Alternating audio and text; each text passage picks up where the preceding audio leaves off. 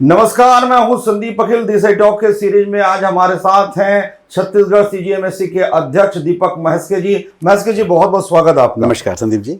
बातों की शुरुआत करते हैं। आप अपने प्रारंभिक जीवन के बारे में बताएं, शुरुआत कहाँ से हुई आपकी? देखिए, अगर बहुत ही प्रारंभिक की बात करेंगे तो मेरा जो अध्यापन, जो स्कूली शिक्षा हुई थी, शुरुआत में इंदौर में डेली कॉलेज करके पब्लिक स्कूल है जी जी, वहाँ से मैंने 6वीं तक पढ़ाई की थी। सलमान खान भी पढ़े वहाँ से? तो अच्छा जी, शायद या तो मेरे से पहले पढ़े होंगे या मेरे बाद पढ़े होंगे। हमारे समय में तो नहीं थे वो।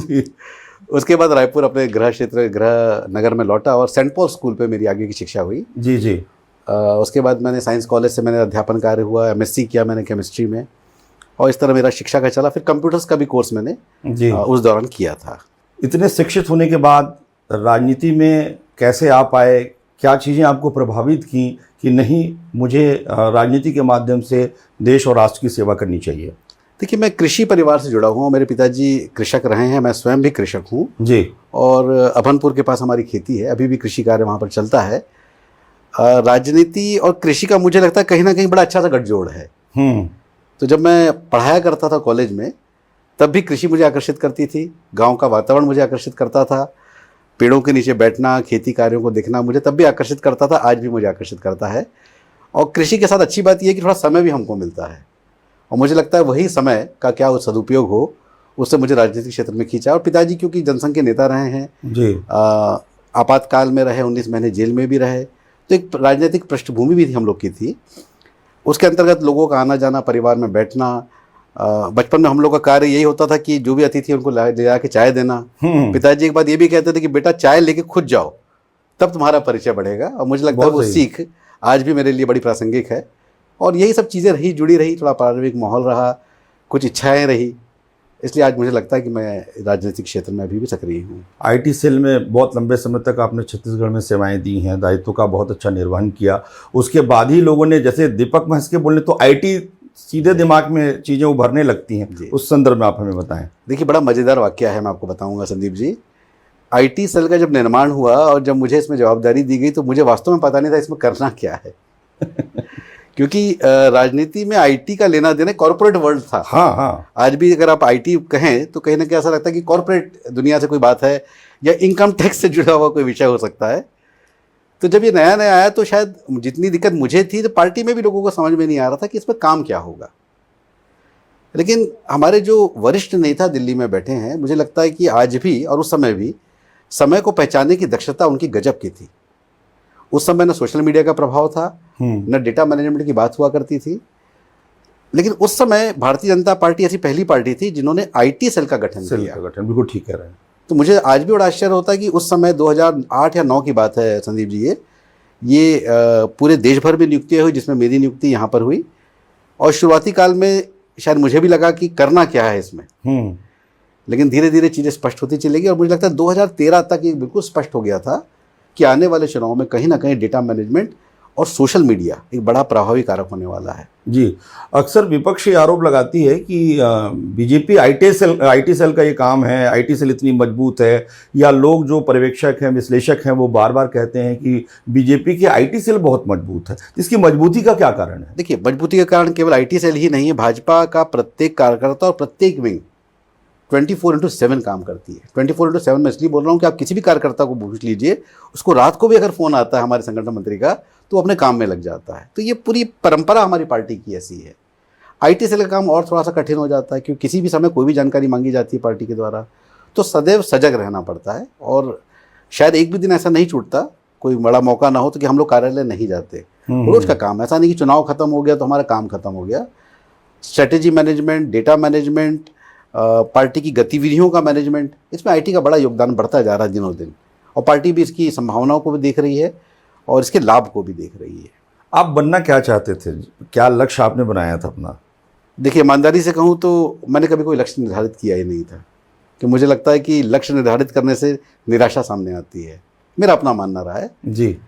लेकिन प्रवाह में बने रहना मैं हमेशा चाहता हूँ, बाकी ज़िंदगी जहाँ ले जाए। तो जब पिताजी बनाना क्या चाहते थे? जैसे आपने अपनी रुचि के हिसाब से आपने तो चयन कर लिया, लेकिन पिताजी का भी सपना रहा होगा कि आप दीपक ये बनिए। जी, तो वो क्या था? देखिए, पिताजी ने कभी ऐसा स्पष्टता से कभी नहीं कहा कि तुमको ये बनना है। उनकी हमेशा इच्छा रहती थी कि मेरे बच्चे पढ़े लिखे रहें, सुशिक्षित रहें, क्योंकि हम लोग पिताजी रहना तो रायपुर में होता था, लेकिन गांव की राजनीति में, गांव की कर्मभूमि थी पिताजी की, उससे जुड़े हुए थे, तो उनको लगता था कि शिक्षा इसकी अच्छे से हो। तो मुझे लगता पिता का लक्ष्य यही था कि दिशा, समय और ये स्वयं तय कर लेगा। शिक्षित होना इसके लिए बहुत आवश्यक है। लोग अभी जो युवा पीढ़ी राजनीति में आते हैं जी, उनको लेकर आप क्या समझाइश देना चाहते हैं? कई बार ऐसा होता है कि राजनीति का स्वरूप बिल्कुल बदलते जा रहा है, युवा दबंग भी होते जा रहे हैं, लेकिन उसी बीच में दीपक महस के जैसे युवा भी सामने आए जो राजनीति को चुनते हैं इतने पढ़े लिखे होने के बाद, तो आप क्या समझाइश देना चाहेंगे नई पीढ़ी को? देखिए, मुझे लगता है नई पीढ़ी अपने आप में बहुत समझदार है।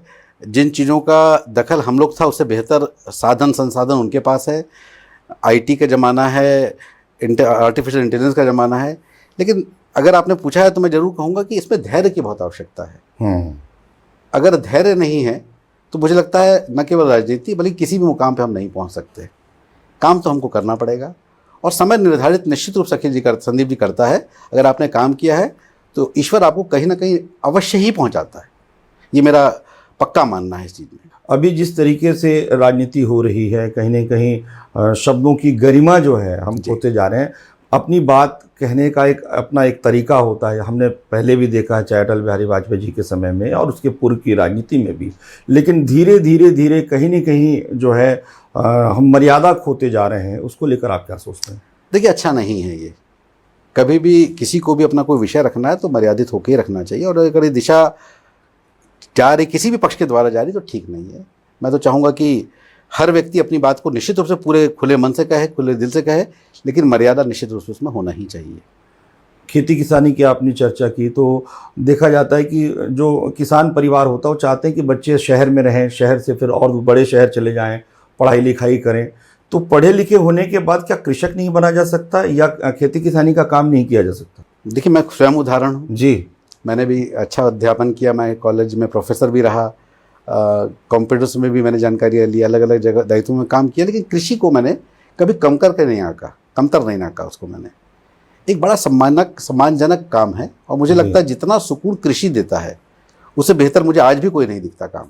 अभी राजनीति में जो चर्चा लगातार चल रही है वो है धर्मांतरण को लेकर। जी, धर्मांतरण को लेकर बहुत सारे बयान भी आए कि संघ को जो है सामने आना होगा। अरविंद नेताम जी ने आह्वान किया है कि संघ यदि आदिवासी क्षेत्रों में काम करे तो धर्मांतरण को रोका जा सकता है। आप क्या सोचते हैं? देखिए, धर्मांतरण या धर्म व्यक्तिगत विषय है, लेकिन बलपूर्वक या फुसलाकर धर्मांतरण करना ये नितांत गलत है, किसी के धर्म के लिए भी। और मुझे लगता है कि आरएसएस या बाकी जितने भी सहायक संगठन हमारे इसमें काम कर रहे हैं, अच्छा काम कर रहे हैं, उनको करना भी चाहिए। ऐसे लोगों को जागरूक करना समय की आवश्यकता है। बलपूर्वक लोभ देकर इस तरह का कोई भी धर्मांतरण नहीं होना चाहिए, मेरा स्पष्ट मानना है इसमें। और सभी लोग जो काम कर रहे हैं उनको शुभकामनाएं भी है, और मैं अपने स्तर पर भी जो कर सकता हूँ मैं निश्चित उस दिशा में काम करना चाहता भी हूँ। आईटी सेल में आपने लंबे समय तक काम किया, अभी बिहार में भी आपको बड़ा दायित्व मिला हुआ है। जी। तो ये हमेशा देखा जाता है कि कोई ऐसे भ्रामक खबरें आ जाती हैं या भ्रामक वीडियो, या आजकल एआई का ज़माना है, तो कितना सजग रहना चाहिए एक आईटी से जुड़े लोगों को या राजनीति से जुड़े लोगों को कि ये खबर भ्रामक है, ये खबर सही है? देखिए, भ्रम तो फैलता है, फैलाया भी जाता है, और एआई के साथ साथ देखिए ऐसे बहुत सारे टूल्स भी आ गए हैं अब, जिससे जो एडिटेड वीडियो है, जो कि जिसमें मंशा सही नहीं होती लोगों की, उसको बहुत अच्छे से पकड़ा जा सकता है। बहुत सारी एजेंसीज भी ऐसे हैं। अगर कोई वीडियो हमको ऐसा लगता है कि एडिटेड है या पता नहीं भ्रामक है या क्या है, तो ऐसा बहुत सारे टूल्स भी हैं, ऐसे बहुत सारी संस्थाएं भी हैं जिनके पास हम उस वीडियो को भेज के चेक करवा सकते हैं। तो मेरा तो बस यही कहना है कि एकदम से विश्वास ना करें चीज़ों का। अभी ये कहा जाता है कि पूरे देश में सबसे अधिक किसी चीज़ की चर्चा होती है तो धर्म की होती है। क्या धर्म की चर्चा नहीं होनी चाहिए? इसमें क्या बुराई है? मुझे नहीं लगता इसमें कोई बुराई है। धर्म एक आवश्यक अंग है, हमारे जीवन का हिस्सा है, और उसमें चर्चा होती है, इसमें कोई बुराई नहीं है। श्री राम जी को लेकर जब मंदिर का भव्य निर्माण हुआ 500 साल बाद, जो है प्रभु श्री रामलला वहाँ विराजमान हुए जी, और उसके बाद विपक्ष उस आमंत्रण को ठुकरा देता है, जाता नहीं है, तो उस पर देश भर में चर्चा शुरू हो जाती है। लेकिन सवाल ये है कि प्रभु श्री राम विराजमान वहाँ हो गए, अब हमको अपने हृदय में विराजमान करना है जिससे हम उनके आदर्शों पर चल सकें। आपका क्या कहना है? देखिए, हर धर्म हर व्यक्ति का अपना विषय होता है, उस पर कैसे आचरण करना, उस पर क्या निर्णय लेना, हर आदमी का अपना व्यक्तिगत विषय है। इसमें ना कोई पार्टी है, ना कोई संस्थान है। कुछ लोग इस पे प्रश्न चिन्ह लगाते हैं, उनका व्यक्ति विषय है, और लोग उनके आचरण को किस तरह देखते हैं, लोगों का विषय है। मुझे लगता है कि धर्म के मामले में हमें जो उचित लगता है वो सर्वाधिक उचित है। जिस तरीके से अयोध्या में रामलला विराजमान हुए, अब मथुरा की बात होती है, काशी की बात होती है, ये जो हमारे पुरातन जो ऐतिहासिक महत्व की जो चीज़ें हैं, जहाँ जैसे विश्वनाथ जी से जुड़ा है काशी, उसके बाद मथुरा कृष्ण जी से, तो ये ज़रूरी है, आवश्यक है, जिससे लोग हमारे धर्म से जुड़ें, हमारे इतिहास से जुड़ें, हमारे ऐतिहासिक महत्व की चीज़ों को जानें। निश्चित है, ये घटनाएं आज की नहीं है, ये घटनाक्रम सैकड़ों सालों से चला आ रहा है। तो इसमें क्रिया प्रतिक्रियाएं आती रहेंगी। हर धर्म के लोग अपने अपने विषयों को लेकर आगे बढ़ते रहते हैं। तो मुझे नहीं लगता कि इसमें डिबेट होना चाहिए ज़्यादा जी, क्योंकि एक धर्म विशेष के लोग जो हैं अपना विषय को लेकर आगे बढ़ेंगे ही बढ़ेंगे। इसमें कोई गलत या सही वाली बात है ही नहीं इसमें। जी जी। कॉलेज में आप पढ़ाई किए, इंदौर से पढ़े, फिर रायपुर आ गए। कोई शिक्षक जिन्होंने आपके जीवन को बड़ा प्रभावित किया हो? अच्छा प्रश्न पूछा आपने, और मुझे लगता है अगर हमारे शिक्षक इस इंटरव्यू को देखेंगे, किसी एक का नाम लूँगा तो उचित भी नहीं है। सबने बड़ा स्नेह दिया और उनकी बड़ी अपेक्षाएं भी रहती थी कि दीपक कहीं ना कहीं पहुंचेगा। और मुझे लगता है कि अगर आज मुझे देख पा रहे होंगे आपके इंटरव्यू के मार्फत, तो उनको भी प्रसन्नता होगी और उनका आशीर्वाद भी मुझे मिलेगा। तो एक कमावेशदार सर हमारे थे, अब रिटायर हो गए हैं, और मेरे को एमएससी में पढ़ाया करते थे। तो जब मैंने संदीप जी मैंने पढ़ाना भी शुरू किया तो मैंने उनको फॉलो किया था, बड़े सरल स्वभाव के, और चीज़ों को कैसे समझाना। तो ऐसे अनेक शिक्षक हुए, ऐसा नहीं कि एक नाम एकदम से मुझे रिफ्लेक्ट ध्यान में आया। तो ऐसे बहुत सारे शिक्षक रहे जिन्होंने मेरे जीवन में बड़े अहम भूमिकाएं रही जिनकी।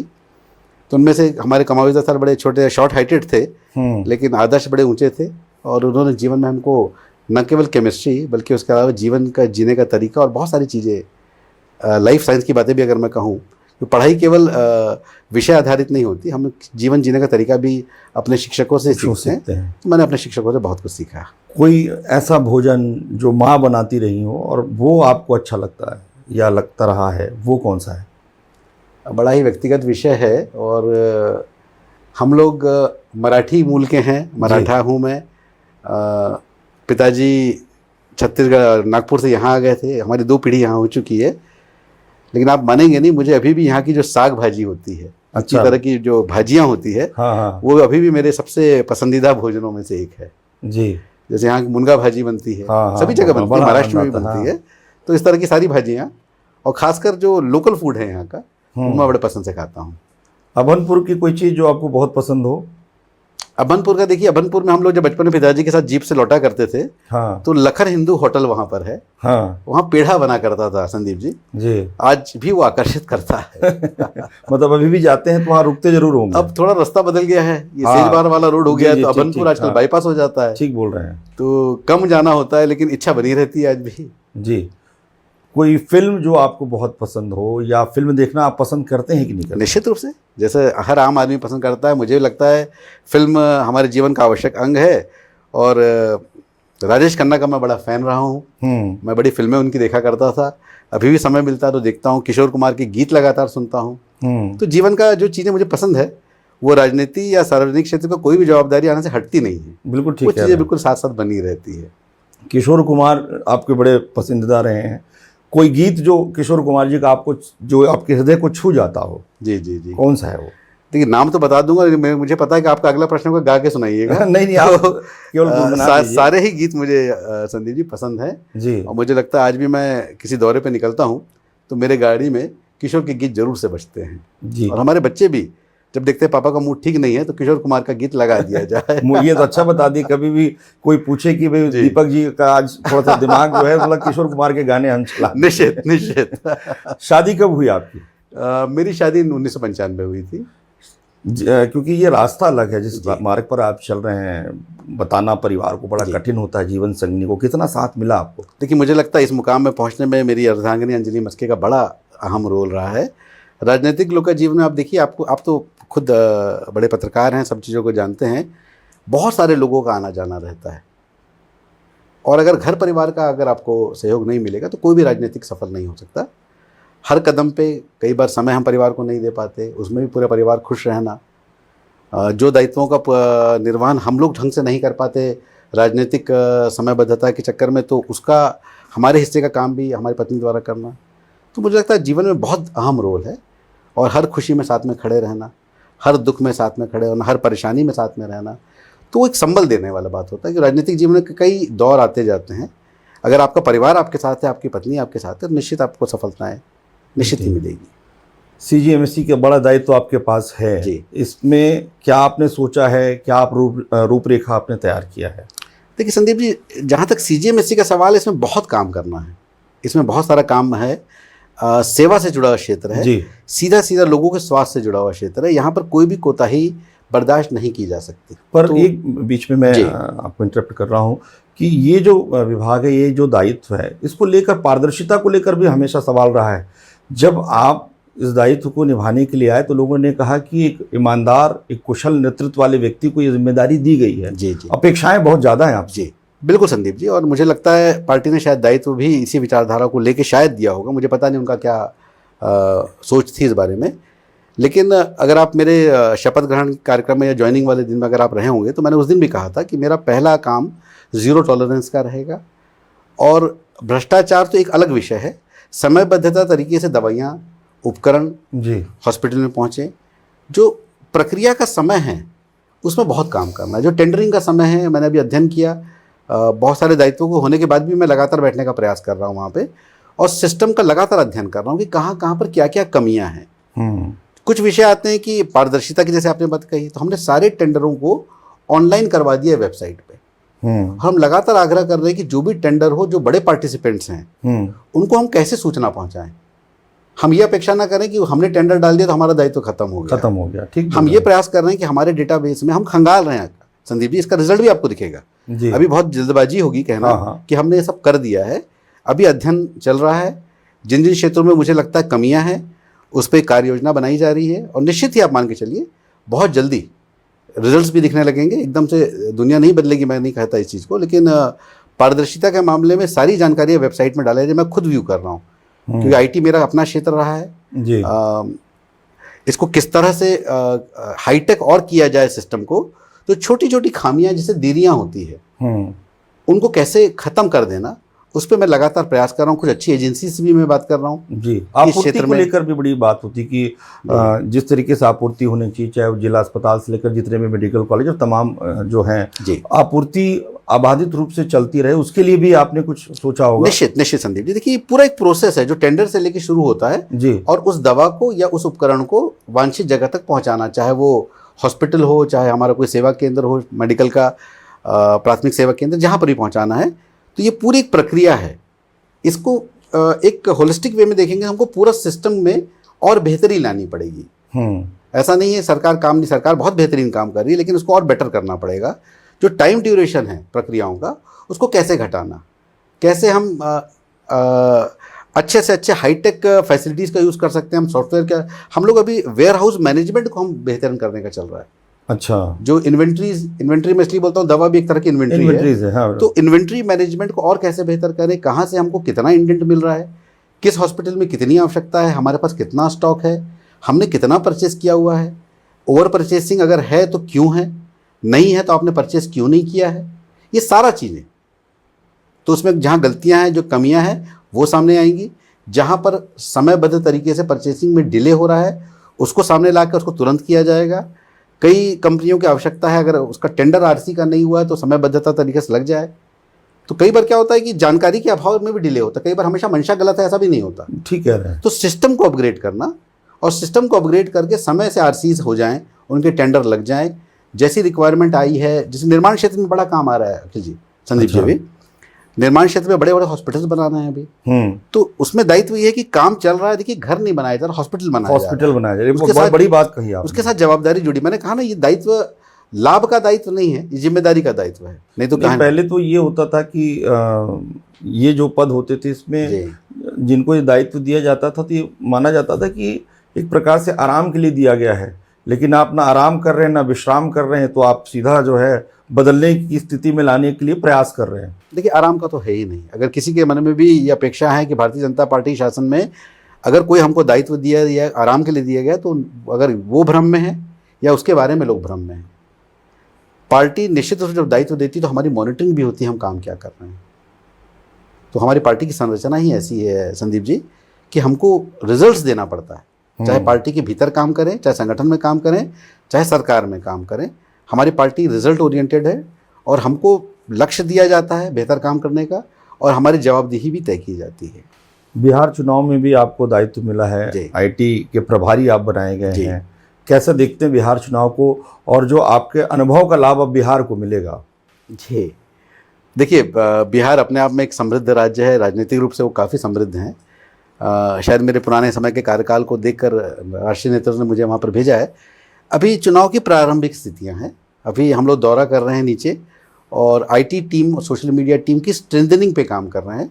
वहाँ का जो, फिर मैं आपके कह रहा हूँ, जो इलेक्शन डेटा मैनेजमेंट है जी, उसका अध्ययन पे काम चल रहा है लगातार अभी जी। और स्थितियों का आकलन, आप फिर से कह सकते हैं कि अभी शुरुआत में अध्ययन मोड और पार्टी का जो ये विंग है आईटी सोशल मीडिया की स्ट्रेंथनिंग, इस विषय पे काम कर। आने वाले महीने पर जब हमारी टीमें सशक्त रूप से खड़ी रहेंगी, खड़ी हैं मतलब उसको एक बार ऑर्गेनाइज किया जा रहा है, उसके बाद फिर हमारी गतिविधियाँ शुरू होंगी वहाँ पर। मोदी जी की गारंटी का कितना प्रभाव आप देखते हैं?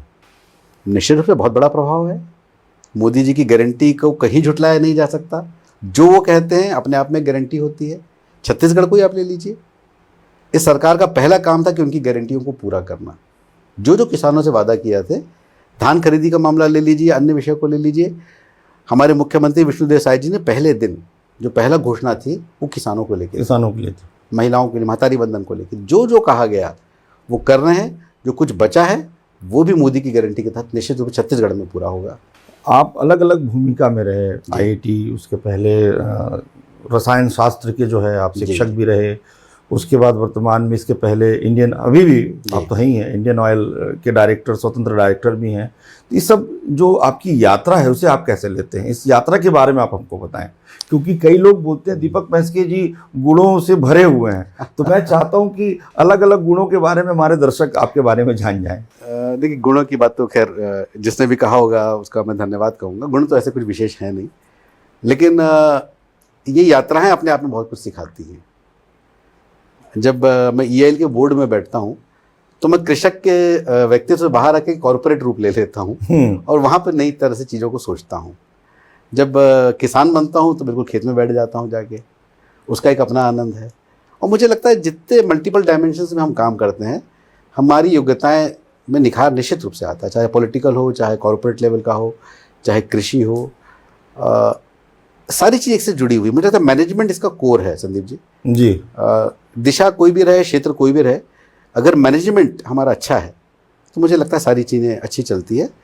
और हम सीख रहे हैं, सीखने की अभी यात्रा जारी है। मुझे लगता है भगवान आशीर्वाद बना के रखे कि ये दौर खत्म ना हो सीखने का जी। मेरी हमेशा ये इच्छा रहती है। राष्ट्रीयता को लेकर हमेशा चर्चा होती है जी, और वर्तमान युवा पीढ़ी कहीं न कहीं दूर जा रही है, ऐसा भी चिंता की जाती है। राष्ट्रीयता किसी भी व्यक्ति के लिए कितनी ज़रूरी है और होना ही चाहिए, ऐसा क्यों? देखिए, सबसे ज़रूरी चीज़ है, इसमें तो कोई दो मत नहीं होना चाहिए। हमारे भारतीय जनता पार्टी में इंडिया फर्स्ट कहा जाता है, सबसे पहले भारत, सबसे पहले हमारा देश। और सिर्फ पार्टी की बात नहीं है, इस नागरिक के तौर पर भी मुझे लगता है कि इंडिया फर्स्ट, हमारा भारत प्रथम, हमारी नागरिकता प्रथम। हमको गर्व होना चाहिए कि हम भारत के नागरिक हैं।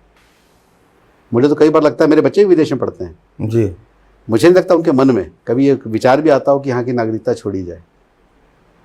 तो हमारी नागरिकता पे हमको गर्व होना चाहिए। और मुझे लगता है कि अगर किसी के मन में ये है तो उसको ये चीज़ें हमने मन से निश्चित रूप से हटाना चाहिए। पूरा विश्व हमारी तरफ देख रहा है और हम तो यहाँ के नागरिक हैं जी, इससे बड़ा और सम्मान और क्या हो सकता है जी। अभी जो वर्तमान समय में सोशल मीडिया को लेकर बड़ी चर्चा होती है, आपने आईटी और सोशल मीडिया इस पर काफ़ी काम किया है। जो चीज़ें वायरल की जाती हैं या जो चीज़ें समाज तक पहुंचाई जाती हैं, उसका स्तर कहीं न कहीं गिर जाता है। या कहें जैसे कुंभ की हम बात करते हैं तो कुंभ में बहुत सारे ऐसे लोग उसमें शामिल थे जो वहाँ पर स्नान कर रहे हैं, उनके वीडियोस बना रहे हैं, या कोई ऐसे नृशंस चीज़ों के वीडियो बना रहे हैं। उसको लेकर आप क्या सोचते हैं? सोशल मीडिया पर भी कुछ अंकुश लगाना चाहिए? निश्चित रूप से। देखिए, ये बड़ा मंच बन गया है, न केवल राजनीति में, हमारे अपने जीवन में। आज के युवा मुझे दिखते नहीं कि ऐसा कोई युवा दिख जाए जिसके हाथ में मोबाइल चलता हुआ ना रहे। मुझे शायद रेयरली कोई बच्चा ऐसा दिखता है कि खाली खड़ा है और बिना मोबाइल के खड़ा है। तो हम कहते हैं जब तकनीक बढ़ती है उसके दोनों रूप आगे बढ़ते हैं, अच्छा बुरा दोनों। तो आपने बड़ी अच्छी बात कही कि इस पे क्योंकि एक नया मंच है, सरकार भी मुझे लगता है इस पर विचार कर रही होगी कि इसको कैसे कंट्रोल किया जाए, इसको कैसे, जो गलत बातें आगे बढ़ रही हैं इसको कैसे रोका जाए। और ये इस समय की आवश्यकता भी है, मुझे लगता है कि इस पर कुछ नियम बन भी रहे हैं, कार्रवाइयाँ भी हो रही है। लेकिन मुझे लगता है एक बड़ा बदलाव या एक नियम इसमें बनना ही चाहिए कि इस तरह जो अफवाहें फैलती हैं, इससे बड़ी घटनाएं भी होती है, इनको कैसे रोका जाए। छत्तीसगढ़ की जनता को आप क्या संदेश देना चाहते हैं कि आप जिस दायित्व में हैं उसमें जुड़ें और किस तरीके से हम अपने प्रदेश को मजबूत बनाएं और अपनी भागीदारी सुनिश्चित करें?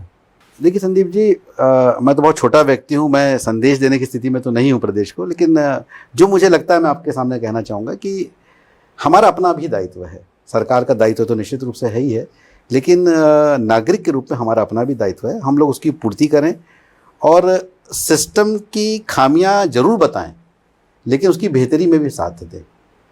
तो मैं चाहता हूं कि चाहे सरकार के मामले हो, चाहे नागरिक मसले हो, उसमें खामियां जरूर लोग हमको बताएं, बेहतर के लिए सुझाव भी दें, लेकिन उसको अच्छा और दुरुस्त करने में, उसको बेहतर करने में हमारा साथ भी दें।